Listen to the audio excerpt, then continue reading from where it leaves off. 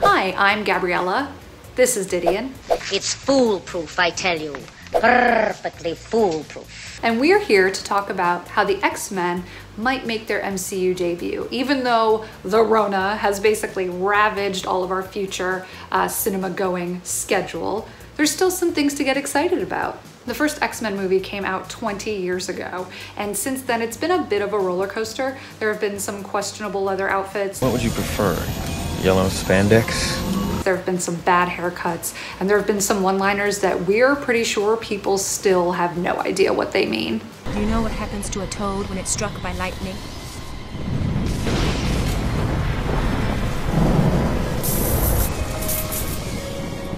The same thing that happens to everything else.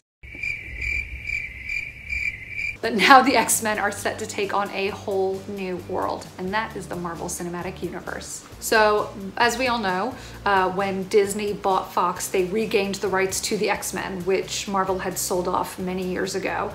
And in doing so, they are able now to create a crossover between the X-Men and our favorite superheroes from the MCU. And there's some ways that continuity-wise it makes sense that they could appear. Or have they already?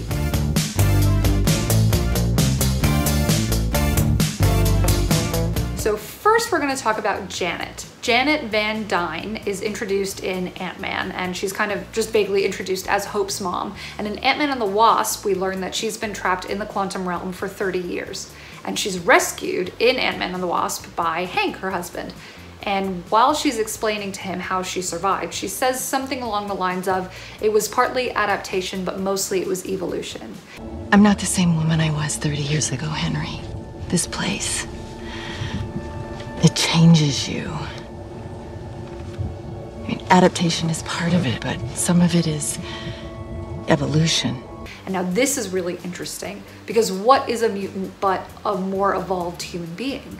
So really what Janet is the first MCU canon mutant, because her genes have mutated.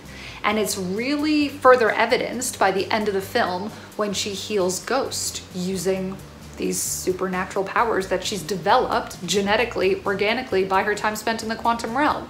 And the reason this is exciting is because the quantum realm became really prominent in Endgame. I mean, it was what helped facilitate all of their time travel, but also because it's going to play a big part in the future. We know that we're coming up to a multiverse.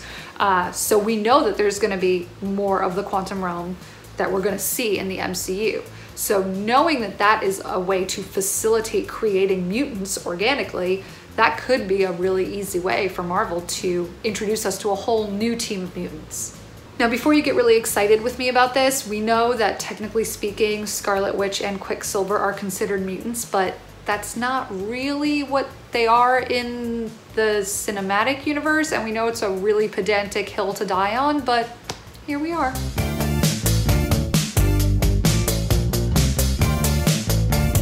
So the other prevailing theory is that Scarlet Witch and Quicksilver were able to survive being experimented on by the Mind Stone because they had a latent X gene. So really what the Mind Stone does is it doesn't grant you powers because it itself has power. It searches you for that gene and activates it. So the Mind Stone is really just kind of the thing that flips the switch, which would make them mutants. But what it also means is that when you have the snap, which is an explosion of energy from all these Infinity Stones, that energy that is felt across the universe. When Thanos snapped his fingers, Earth became ground zero for a power surge of ridiculously cosmic proportions. No one's ever seen anything like it. Would awaken that gene in the kind of normal people hanging out, me, Didion, chillin', all of a sudden we're mutants. I mean, like, that's pretty exciting. Again, this is another theory that would introduce new mutants into the MCU, none of the ones we've seen before, which could still be cool. I mean, we're here for it.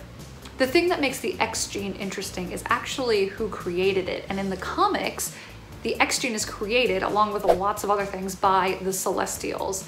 And the Celestials have briefly appeared, but are going to be even more prominent in the upcoming movie, The Eternals. So we can really see Marvel kind of adapting elements from the comics into the films in a more kind of prominent way. And speaking of the comics,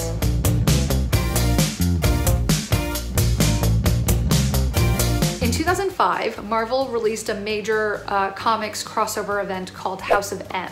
And one of the storylines in this centered around Scarlet Witch, who had lost her children, and she's driven mad with the desire to recreate them. And she uses her powers to alter the fabric of reality in order to recreate her children. And in doing so, she erases all mutants from existence. Remember that. Just put it over here for a minute. And now let's think about WandaVision, right? So we've got this show coming up that in its tone is really kind of surrealist and comic booky and quirky, and we're really looking forward to it. It looks quite cool. But what's interesting about it is that it would be very easy for them to adapt a very similar storyline to House of M, but kind of in reverse. So instead of Wanda trying to recreate her children and deleting all the mutants, what she's trying to do is recreate Vision, because as we remember, shed a tear, Vision died at the end of Infinity War and was not brought back in the reverse snap because he actually died a death, kind of like Gamora. So in WandaVision, instead of trying to recreate her children, she's trying to recreate Vision, and when she alters reality, what she does is she creates mutants. But what's interesting about it is that she won't just create new mutants, as the other theories that we've talked about would do.